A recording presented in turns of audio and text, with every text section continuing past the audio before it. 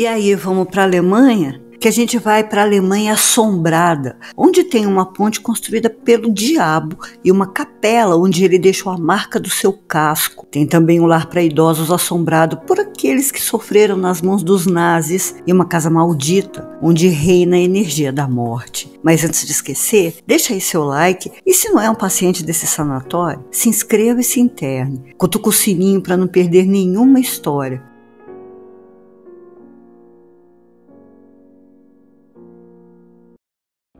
Boa noite, eu sou a Doutora Plague, abrindo as portas do sanatório. Sejam muito bem-vindos à Alemanha Assombrada. E o lugar que a gente vai conhecer primeiro é a Ponte Rakotz. Ela fica no Parque de Kromlauer, uma ponte encomendada pelo cavaleiro da cidade, construída com as pedras que estavam por ali mesmo, e seu arco fino tem colunas que imitam colunas naturais de basalto, mas na verdade são de rocha mesmo. E a sua forma, bom, dá uma olhada nesse negócio. Você tem coragem de atravessar isso? Bom, os construtores decidiram que a ponte seria um semicírculo perfeito para que, refletida na água, formasse um círculo completo. Ficou linda, mas não dá para atravessar isso. Mas que ficou linda, ficou. Bom, e aí começaram a dizer que a ponte teria sido construída pelo diabo, por ser perfeita demais. E também Ponte do Diabo é o nome dado a muitas pontes antigas espalhadas por toda a Europa, justamente por terem uma arquitetura diferente, ousada. E existem 49 pontes do diabo na Europa. Mas parece que nesse caso, o nome não é só por isso. Apesar de todas essas pontes estarem cheias de lendas, de assombrações e de muita história, essa em particular parece que teve a ajuda do próprio Tinhoso mesmo para construí-la em 1863. É que o construtor queria algo perfeito. Bom, enfim, ele pediu a ajuda do diabo, fez um pacto e em um sonho vislumbrou a ponte já concluída. E era exatamente o que ele queria. Mas claro que essa assessoria infernal ia ter um preço. E seria a alma da primeira pessoa que atravessasse a ponte. O construtor, nada esperto, foi o primeiro, foi o contemplado, porque ele teve de fazer isso para terminar a ponte, né? E aí vocês já sabem o que aconteceu. Hoje é oficial, ninguém mesmo pode mais atravessar a ponte, para que ela seja preservada. Dizem que o espírito do construtor continua lá, acompanhado por 7 cães do inferno, para que consiga reverter o pacto, fazendo com que outra pessoa atravesse e troque a sua alma pela dele. Agora a gente vai conhecer um lugar onde não se pode entrar, mas que é possível saber que é assombrado. O Waldneuhostert, construído pelos franciscanos em 1913, um complexo que era hospital, igreja e escola, que abrigava e tratava cerca de 60 pessoas com deficiências físicas e mentais. Mas aí chegou a Segunda Guerra Mundial e os monges foram expulsos do complexo pelos nazis, que tomaram conta de tudo. E para começar o desfile de atrocidades, todos os adultos foram esterilizados à força. E depois, com o decreto da eutanásia de 1939, essas mesmas pessoas passaram a ser mandadas para a câmara de gás. E a coisa toda era tão maluca, tão doente, que todos aqueles que nasciam com deficiências ditas incuráveis já nasciam condenados e passariam pela eutanásia. E o lugar passou a ser chamado de matadouro de crianças. 97 crianças morreram entre aquelas paredes. Pelo menos é o que se diz, porque com certeza tem muito mais. Elas recebiam altas doses de um remédio chamado luminal, que as fazia dormir o tempo todo. E esse tormento, essa tortura, poderia durar até 8 dias, uma morte lenta, até que a criança morresse por dispneia, se afogando no próprio muco. E quando a guerra acabou, os franciscanos tiveram o prédio de volta, mas não queriam mais. O venderam para o governo federal. Foi então alugado, depois para vários fins, inclusive uma casa de repouso para idosos. E claro que mais mortes ocorreram lá. Até que finalmente em 1991 o complexo foi definitivamente fechado, mas algumas pessoas ainda conseguiam entrar para visitar. E os relatos eram de choro, de dezenas e dezenas de crianças, todas chorando de uma vez, e isso ecoava pelos corredores vazios, além de muitos gritos de dor e de medo. O lugar está saturado de atividade sobrenatural, de vultos, sombras, materializações, podem ser vistas o tempo todo. Visitantes relataram também ouvir o som das rodinhas das macas, passos apressados pelos corredores e as portas batendo. E o ar é tão pesado e sufocante que algumas pessoas relataram que, quando caminhavam pelo hospital, pareciam estar andando na água. Ou não podia ser diferente, já que acredita-se que os espíritos de 455 adultos e 97 crianças ainda estejam presos lá. Mas hoje não se pode mais visitar o complexo, foi tudo cercado e é bem vigiado. Mas mesmo de longe, ainda se pode ouvir os gritos ou ver silhuetas espiando pelas janelas. A Capela da Peste. Vamos entrar agora nas florestas da Baviera?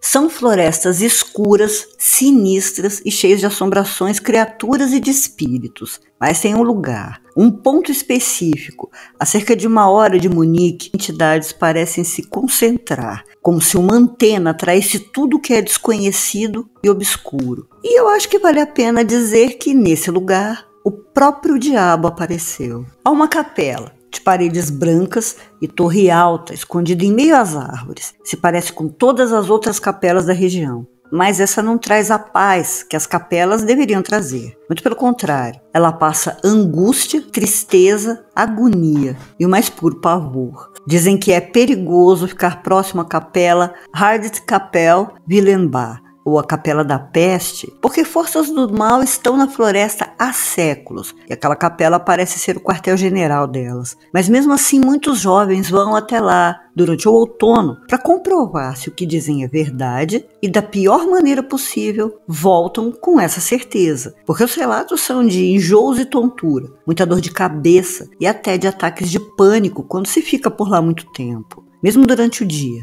é possível ouvir rosnados medonhos vindos de todos os lados, do meio das árvores, e quando isso acontece, é um sinal claro de que os vivos estão no lugar errado, que já perturbaram demais e que devem ir embora. E quem avisa são os guardiões do lugar, dezenas de hellhounds, os cães do inferno que afugentam as pessoas. Ninguém quer esperar para dar de cara com um deles, e por isso mesmo obedecem e deixam a capela. Quem tem mais coragem e quer testemunhar algo mais forte, vai até lá à noite e diz que tudo muda. Parece outra paisagem. As árvores que durante o dia embelezam o lugar parecem que vão a qualquer momento agarrar alguém. São como monstros gigantes à espreita. Já dentro da capela, há uma luz acesa, parece vela. O detalhe é que ninguém acende velas lá há muito tempo e que a luz aparece quando não tem ninguém por perto. Algumas pessoas contaram também ter visto uma mulher de vestido ou camisola branco, que se materializa e fica parada em frente à capela. Não se sabe quem é, quem foi, por que está lá, ou se é um espírito bom ou mau.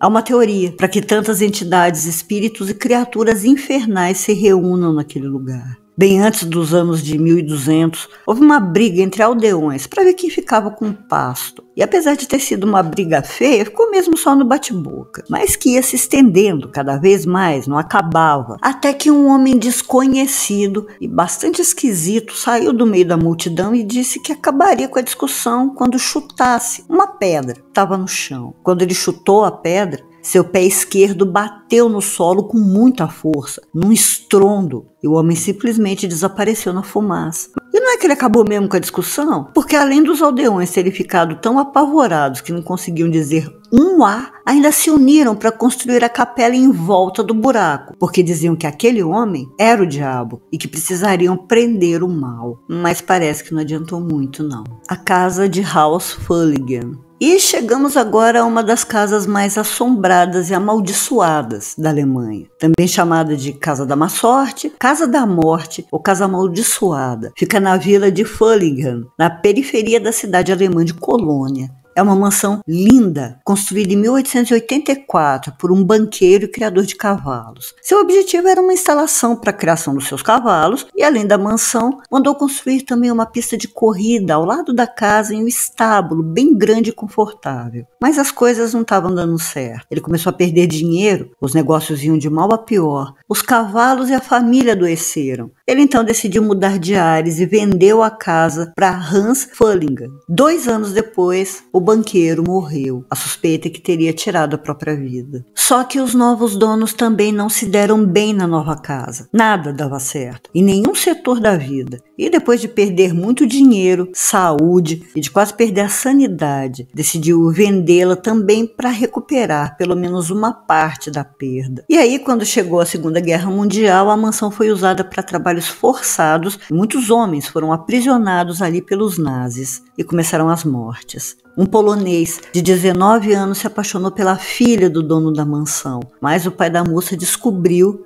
e o matou. E foi essa a primeira morte na casa da má sorte. Quando a guerra acabou, novamente foi vendida. O novo dono era outro nazi, era um juiz, e por isso precisou comprar a propriedade com um nome falso e manteve sua identidade em segredo, porque sabia que se fosse pego, seria castigado. Só que em 1962, alguém descobriu e a história se espalhou rapidamente entre os moradores. Com o cerco se fechando, o desespero chegando e a covardia batendo, o homem foi para um dos quartos do segundo andar e atirou na própria cabeça. E depois disso a casa ficou vazia e ninguém queria saber de comprá-la. Então quem comprou foi a cidade de Colônia. Foram até derrubadas algumas alas da mansão, mas como nada lá nunca deu certo, os planos de Colônia para casa também não deram e foi tudo definitivamente fechado em 2000. Ainda assim, alguns anos depois, mesmo com a casa abandonada, mais 2 pessoas foram encontradas mortas lá dentro. As 2 tiraram as próprias vidas. Hoje em dia ninguém mais passa nem perto da mansão por ter medo da má sorte que o lugar irradia. Dizem que é um dos poucos lugares no mundo onde tem tanta negatividade e que a morte está sempre à espreita, só esperando a próxima vítima. Bom, mas é claro que vocês querem uma explicação do que pode ter deixado essa propriedade tão infestada de energia negativa e de morte. Eu vou contar, mas antes deixa aí seu like, o seu comentário